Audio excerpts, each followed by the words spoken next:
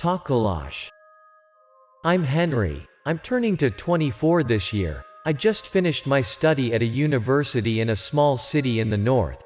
I was born and raised in a small town. My family had saved money for me to come all the way to the city to pursue my study. After my graduation, I found that there was no chance for me to find a promising job in the town, so I had to stay at the city to make a living. I had been unable to find any suitable job then, so I had to live by my parents' money. To save money, I was unable to find a proper room in the city center. Me and my close friend had decided to rent at the suburb. That was cheaper. After a few weeks then, we found a job. Our rented rooms were in a small house as well. There were 3 available rooms for rent, a living room, a kitchen and a mutual toilet. We were all boys, so there was nothing uncomfortable. The good thing was the owner didn't live with us. There was another boy at our age at the house. His name is Jack.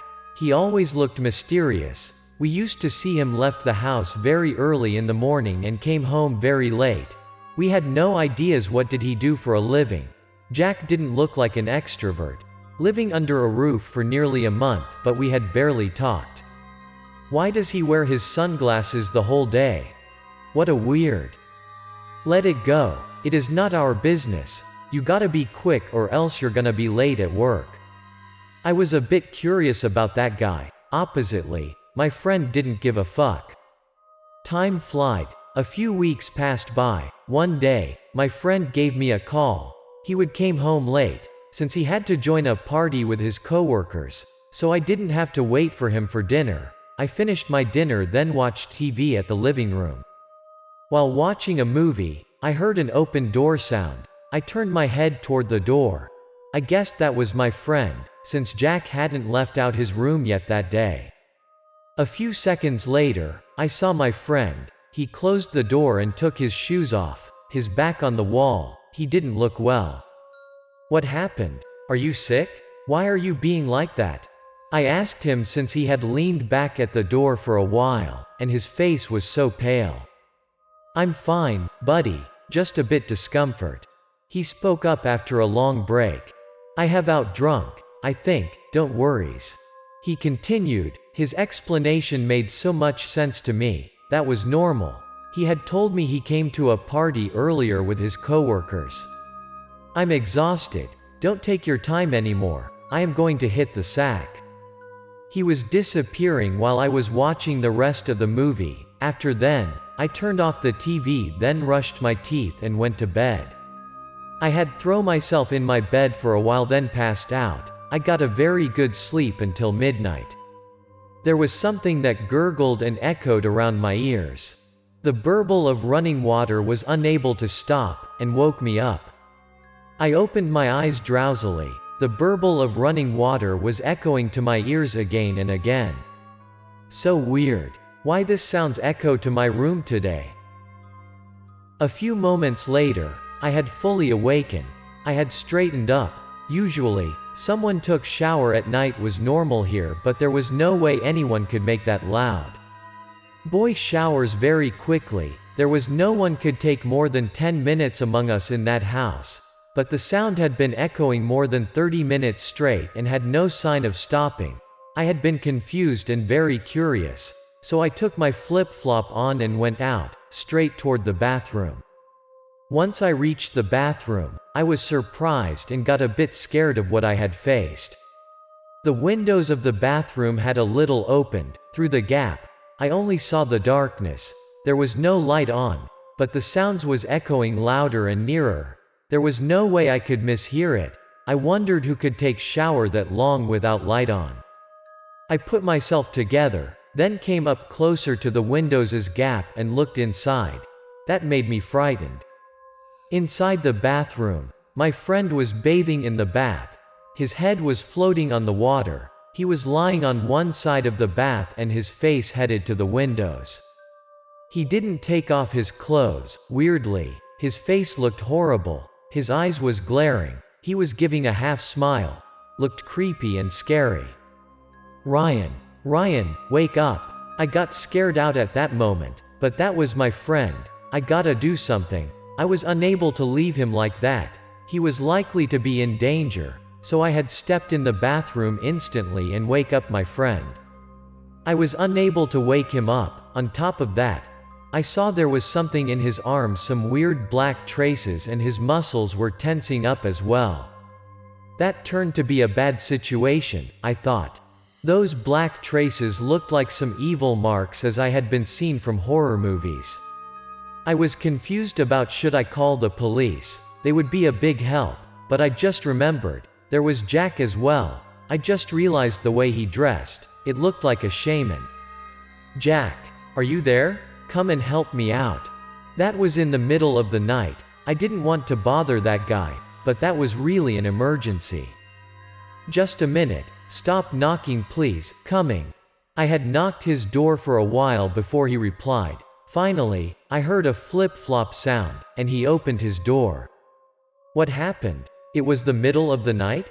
"Might I help you?" Behind the door, Jack exposed his half-discomfort face. I probably woke him up in the middle of a beautiful dream. Ryan, my friend. He was in the bathroom. When facing that guy, I had sputtered.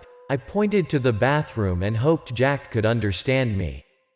He was very stern-looking when seeing me like that. He stared at the bathroom's direction. He changed his countenance instantly. There was something serious, obviously. Jack backed to his room a few seconds and took a canvas bag. He rushed toward the bathroom. I had a bad feeling about that and ran after him.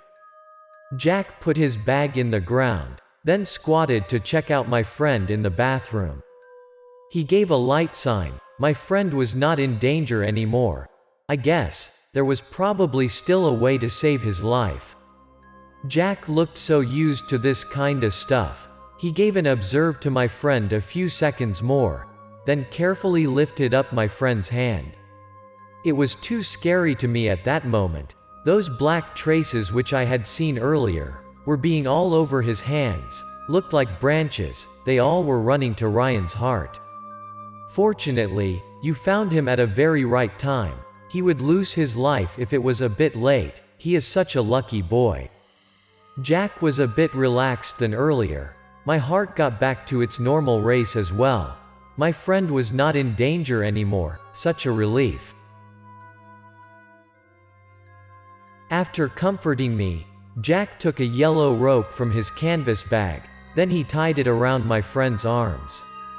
His movement was like a doctor in the hospital who had tightened my arm to find my vein for a blood examination. He was a real professional. After finishing the tie, Jack continued to take out a small jar from his bag. There was a red liquid inside. It looked like blood but a bit fresher. Jack dipped one of his finger inside the red liquid. Then he drew something in my friend's hand. Probably a talisman as what I had seen in the movies. He took a small stick from the bag out as well. Then he applied a little of that red liquid to the stick. After all, he used the stick to hit my friend's arms multiple times. "Demon, please go away." Jack was hitting while yelling those words. He kept hitting and hitting in more than a half of hour. Finally, the magic did happen. Those evil marks got faded out from my friend's arm, then disappeared without a trace. Finally, the yellow rope and the red's talisman got disappeared gradually as well. A black smoke flied out from under my friend's arms. "Open those windows, now." Jack turned to me and asked to open the windows near the exit. I quickly followed his lead. Right after I opened the door, the black smoke flied out and got fade into the night. Ryan looked better then. He didn't bear an evil face as earlier. He blinked his eyes a few times and was able to open his eyes. "What happened? Why did you guys here at this late?" Ryan was surprised when he fully awakened. He still couldn't feel the cold of the water around him. At first he asked why did the two of us was there at that late. "Let's get out of the bathroom first. If you keep your body in the water like that, you gotta get sick sooner or later, then ask later." I tended to answer, but Jack already spoke up. "Answer me. Where did you go and what did you do today?" Have you seen something at the river or lake or something like that? You just have been followed by a Tokoloshe. After Ryan dried his body out, Jack seriously asked him, "What are you talking about? Tokoloshe? That might be from a load of money in the afternoon." Ryan deduced, then murmured something in panic. "What money? Let make it clear. I have expelled it from you, but if we don't find the root cause, it might come after you again. In the afternoon, I passed by a lake nearby my office. I saw a load of money from afar." Ryan told us the whole thing. Once he saw a load of money, he came up close to pick up. But it turned out just a load of joss paper, so he put it down and came to the company's party.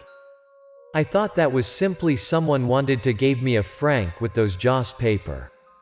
After the party, I felt not good at all, so I had hit the sack, but a while after, I felt very hot, so I took a shower to cool down my body. But what was happening inside the bathroom? Ryan didn't have a clue. "All right, just back to your room and take a good rest. Tomorrow we will come to check out the lake." Jack arranged. For sure I didn't have to come with them to the lake the day after. The day after, Ryan and Jack came to the lake. Jack brought along a yellow piece of paper. There was some red weird letters in there. That was probably a talisman. My friend told me that Jack had burned the talisman. "Tokoloshe, my friend didn't tend to harm you. Please go easy on him and don't ever hurt anyone again, or else you're gonna be punished." He pinned the talisman between his two fingers, then lifted it up and murmured somethings. Jack tossed the piece of yellow paper to the water. He had repeated that action 6 times.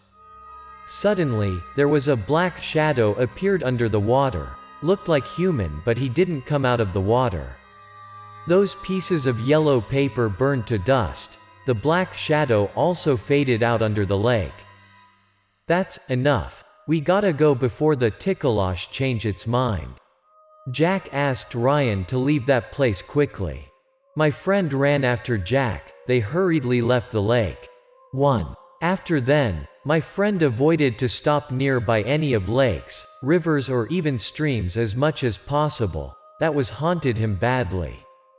After that event, we got closer to Jack. He turned out to be a very interested guy, and very open-minded. The mysteries about Jack's job and his status was still a blank for us. We could realize somehow, but we knew that we shouldn't ask too much.